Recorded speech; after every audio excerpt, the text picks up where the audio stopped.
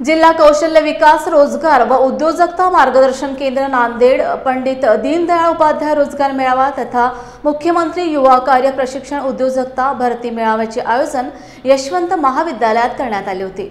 ह्या रोजगार मेळाव्यात 14 कंपन्यांनी सहभाग नोंदविला होता। प्रमुख उपस्थिती विद्या शितोडे, उपायुक्त कौशल्य विकास रोजगार उद्योजकता विभाग अमोल इंगडे, महाव्यवस्थापक डॉक्टर उदय निंबाळकर, कोषाध्यक्ष शारदा भवन एज्युकेशन सोसायटी। या कार्यक्रमाचे आयोजन रेणुका तम्मलवर, सहाय्यक आयुक्त कौशल्य विकास रोजगार उद्योजकता आणि यशवंत कॉलेज नांदेड यांच्या वतीने आयोजन करण्यात आले। यशवंत महाविद्यालयाचा जे यशवंत युवक महोत्सव 2025 चा उद्घाटन सोहळा आणि प्लेसमेंट ड्राइव्ह याचा एक दुग्ध शर्करा जो इथे आलेला आहे, त्यासाठी आपण सर्वजण उपस्थित राहिला त्याबद्दल आणि दिवसभर जे काही आज इथे प्लेसमेंट ड्राइव्ह मध्ये इंटरव्ह्यू होणार आहे त्याबद्दल तुम्हाला शुभेच्छा देते। त्यासोबतच जसं सरांनी आपल्याला सांगितलेलं आहे आणि शिंदे सरांनी असं सांगितलं की मॅडम आमचं तर स्नेह संमेलन हे नेहमीच होत असतं, पण विद्यार्थ्यांना मार्गदर्शन सुद्धा काही ना काही केलं पाहिजे किंवा किमान माहिती मिळाली पाहिजे। या उद्देशाने हे दोन्ही ड्राइव्ह म्हणजे दोन्हीचं उद्घाटन एका स्टेजवर करण्याचं मी ठरवले। खरं तर एखादा प्रोग्राम घ्यायचा म्हणल्यावर त्या मागची संबंधित जो काही वर्कर राहतो त्यांची मानसिकता आणि यावरून सरांचे तुमच्याबद्दल जे काही प्रयत्न आहेत ते खरं तर लक्षात येतात। त्याबद्दल जाधव सरांचे मी खरं तर इच्छिते की हा जो स्नेह संमेलन आहे त्यासोबतच रोजगार मेळाव्याचं उद्घाटन आहे आणि राष्ट्रीय विज्ञान दिवस आहे।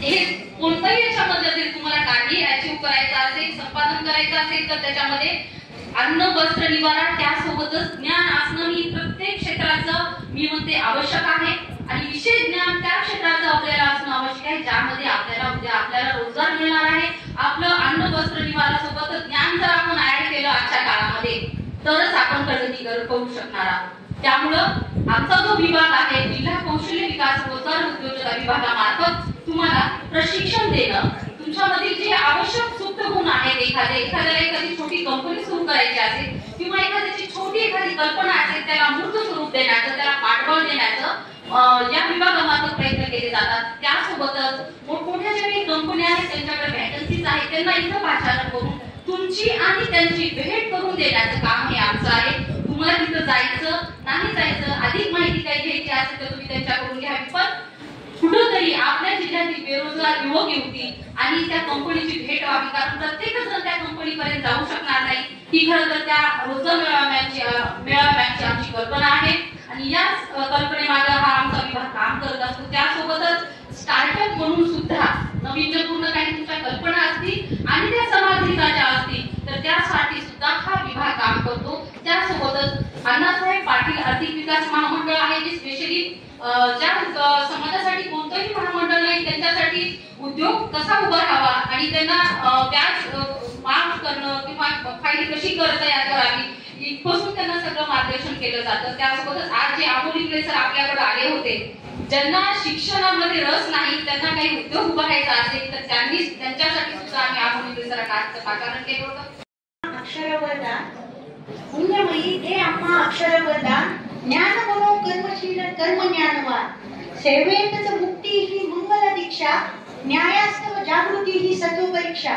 हे विश्वची घर आमचे मंत्र हा महान ज्ञान बनो कर्मशील कर्म ज्ञानवान। या व्यक्तीप्रमाणे विद्येची देवता सरस्वती तिला सर्वप्रथम मी वंदन करून आदरणीय व्यासपीठावरील या कॉलेजचे प्राचार्य श्री शिंदे सर तसे मेळाव्याच्या आयोजनासाठी या कॉलेजच्या सर्वांचे ज्यांनी आम्हाला याच्यामध्ये सहकार्य केले त्या सर्वांचे, तसेच DIC मॅनेजर इंगळे सर आणि इतर सर्व की ज्यांच्याशिवाय रोजगार मेळावा हा होतच नाही अशा माझे सर्व विद्यार्थी मित्र आणि मैत्रिणींनो व कंपन्यांचे जे प्रतिनिधी आलेले आहेत ते तुम्हाला घेऊन जाण्यासाठी आलेले आहेत आणि त्या सर्वांचे मी सर्वप्रथम स्वागत करते।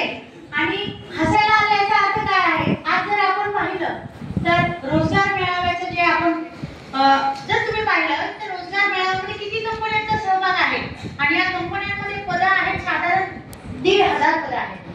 त्याच्यामध्ये मॅडम बोलले की याच्यामध्ये 300-400 ऍड होते, म्हणजे अचानक आलेल्या ज्या व्हॅकन्सी आहेत त्याच्यामध्ये ऍड झालेल्या अशा 300 ते 400 आहेत। येथे मला असं वाटतं की साधारण 300-400 विद्यार्थी आपल्या समोर संधी अशी आहे की तिप्पट जागा आहेत आणि प्रत्येकाला नोकरीची चॉईस आहे.